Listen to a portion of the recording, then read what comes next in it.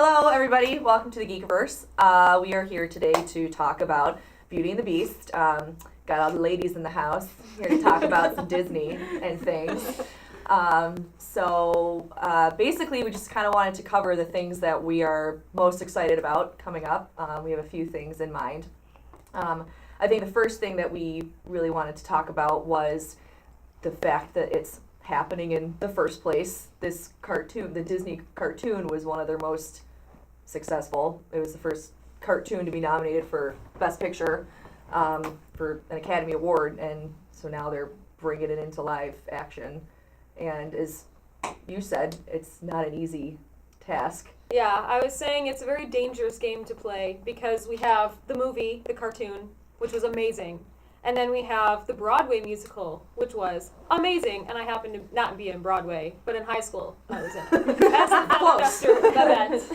So I am kind of skeptical going into it, but I'm also very excited because, I mean, Emma Watson's in it. And we'll talk about the cast too, but I'm hoping it's good. That's a big thing too for people our age that are kind of like, they better not screw this up. Yeah. Because I loved this when I was a kid. So and that's how it is with a lot of these movies. That's how it was like with Jungle Book. They're remaking Lion King next. I don't know how I feel about that. Me neither. No. But so they all come with that level of, you know, they're going to get a lot of kids really excited and have a lot of really skeptical young adults. Mm-hmm. So. And I think it's like really interesting because I think this is the first remake that they're doing where there's a lot hanging on it. Right. You know, they did Maleficent, they did Cinderella and the Jungle Book, and all of those were, you know, really well done movies, and they were based off of successful animated features, but I don't think that they had quite the impact that Beauty and the Beast had. I think it kind of defined a generation for those of us who were around when it first came out. It really kind of molded the idea of it, kind of like a 21st century heroine. You know, she's smart, she's, you know, she reads, she doesn't put up with, you know, the crap coming from guys in the community. You know, she kind of marches to the beat of her own drum, and I think with that on top of it, it's some pretty big shoes to fill, but... That's why I think Emma Watson is going to make the perfect Belle, because that's pretty much who she strives to be in real life. She's going to bring kind of her own more modern, like her brand of feminism, I think, is going to lend itself really well to the character of Belle, of just, you know, kind of doing your own thing and living your life and being smart and not being afraid to, you know, explore and go off on your own. And so we're excited. They're adding more stuff to her backstory, aren't they, in the movie? I know that they're making her an inventor, kind of like her dad. So, like, it's not just like, oh, she's so peculiar because she reads. It's more like, oh, like, she's peculiar. You need to like, live your life. You need to be able to read. You know, like, I think that she's, like, an inventor. She, like, was a horseback rider. So, and I'm hoping that we get some plot holes filled in, like, where's her mom? What happened? Because you can get away with not doing that with a cartoon. When you're assuming it's going to be kids watching it, they're watching for the colors and the sounds and the music and the whatever. But with live action, I think you have more opportunity and almost a responsibility to delve into that stuff, because people aren't going to just take it as it is. They want the meat. Yes. So this was really interesting. Over Christmas, I went to Barnes & Noble's, and they actually have a book called, I think it's A Tale Before Time, or Once Upon a Time, where it talks about a what-if scenario, and it was, what if Belle's mom was a sorceress who cursed the beast? Whoa. And I actually bought this. I know. Whoa. I bought this book for my sister-in-law, and I was like, hey, when you're done with that, can I Snatch that back from you? Yeah. But I'm super interested to read that, and I'm actually wondering if maybe they'll take some parts from that book and put it into the movie, because that would be a great plot hole fill. Yeah. We're all just still processing. What? Yeah, I think there's a lot of different scenarios and places that they could take it. Another thing that you had mentioned is what we were excited about, the music. The music in the original movie was, we can all agree, phenomenal. On another level. Yeah, like the just best. I don't even have enough like adjectives for it. But it was just beyond your usual like sing-songy skipping through the forest with animals. Like, it was just, they were ballads, and they were just, there was just a lot going on, and mention that they're adding another song. Yeah, which is they actually awesome. have a few songs coming out, but one of them that's coming out is called Evermore, and that's the Beast song. And when they had announced that they were making this into the movie, I was hoping that they would add parts of the musical. Because in the musical, the Beast has a song called If I Can't Love Her, which is my favorite song in musical theater, everything. So I was like keeping my fingers crossed, but then when they released the soundtrack, you know, we saw like, okay, none of the songs from the musical are in it, but there's this mysterious song that Dan Stevens is singing called Evermore. So I'm hoping with that we kind of see a bit more into the Beast and into like his mentality and what he's thinking and going through while this random girl is walking through his castle with the possibility of breaking the curse. Right.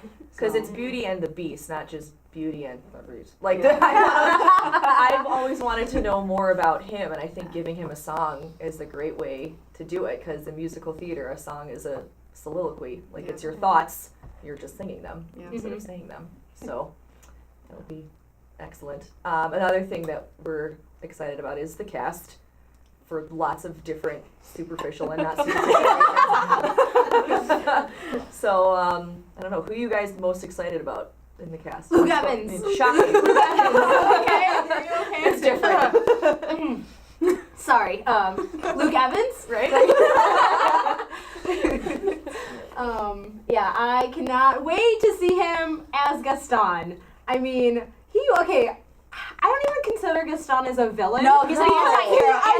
Yeah, he's just like, what are you gonna do with him? He's just a musclehead. I'm sorry. He's a buffet of manliness. Yeah, he's at home chugging his muscle milk, and then he goes out and He's he's like, what was it, 12 dozen eggs? right. Yeah, I'm super excited to see his portrayal. Portrayal. I hope it's not a betrayal. Oh God, he's gonna betray the Ruin the whole movie. I'm really excited about that. And I mean, as everyone else is, really curious on how Emma Watson's gonna handle Belle. And you are correct, Jamie, that she is like, you know, she is so upfront about like, you know, being like a powerful female, and Belle is a powerful female. So I am really excited to see her in this role. And like for me, like I am 100% Luke Evans for sure. Gaston is, after Maleficent, my number one baddie. Like I love him. And I am really intrigued with Emma Watson from the bits of music that I've heard. Her voice sounds really good. So I'm excited to see her go from like little Hermione Granger to, you know, this amazing heroine of Belle. But I am also really looking forward to the trio of Mrs. Potts, Cogsworth, and Lumiere, just because you do have such big characters, or big actors, Ewan McGregor, Ian McKellen, and Emma Thompson. All three of them, you know, they're icons in their own way. So I'm really curious to see them singing. I can't. It'll be interesting. I cannot wait to hear Ian McKellen That's sing. true. Yes, that is true. So, and then I also, Stanley Tucci is in this as like a new character. I would like Maestro Cadenza is his name. Perfect. I don't know what's going on with that, but I'm not mad at all. I feel like he love just was him, like, you know so- what, I want to be in this. And like went to the show and was like, get out. Well, is he in place of the wardrobe? No, because his character is married to the wardrobe. I just looked this all up. Oh, well, that's I think he's like a harpsichord or something. I don't know. Wow. People pick odd things to not have a problem with. It's like furniture getting married. Best chair wedding I've ever been to. Well, I'm excited to see Babette because I'm partial Right. to her as well. And her and Lumiere have that weird Little thing that's happening. Yeah. I'm excited about it because, again, I'm just I super can't biased. wait to hear Ewan McGregor sing. Oh my God. With his French Obi-Wan. That's true. Obi-Wan. Yes. Well, we already sing, know right? he can sing. If Yes. anyone's seen Moulin Moulin Rouge. Rouge. Yeah. Now, you know, like, who kn- Can he sing with a French accent though? Right. That's the question. Are they going to do a French accent? We don't know. he apparently is. Yeah, he's the only character with a French Like, accent. I don't Which, I understand mean, why. He was, I mean, in the Disney movie, I think he was the only was the only one character with a who French had a accent. French Right, accent. so I guess he's being But treated everyone else cartoon. sounded American. So Right. we didn't have random British accents in France. I could go off on that. For like Yeah, we half, did that but- earlier. Anyways, Jamie, who are you excited about? All of the cast. There we go. That's a valid And answer. we already talked about Yeah. Emma Watson. That was my biggest excitement for this movie. Yeah. So. That's how I feel too. I think they really knocked it out of the park. I mean, we won't really be able to pass judgment until we see it, but I think we I feel pretty good going into it. I don't know about you guys. We're either gonna have a really good spoiler cast or really bad. Yeah. We're gonna come in like We're gonna be sitting here with tissues crying. Yeah. You betrayed Gaston. It was a betrayal That left, would be right, sad. center.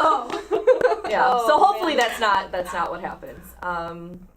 So yeah, we're all obviously very excited. Maybe a little apprehensive about some things, but it's just because we care so gosh darn much. So yeah, I don't know if anybody else has anything else to add. We'll all have to check back in after we see the movie. And yeah, so Thanks thank you for watching. Yeah. Thank you. We'll see you all next time.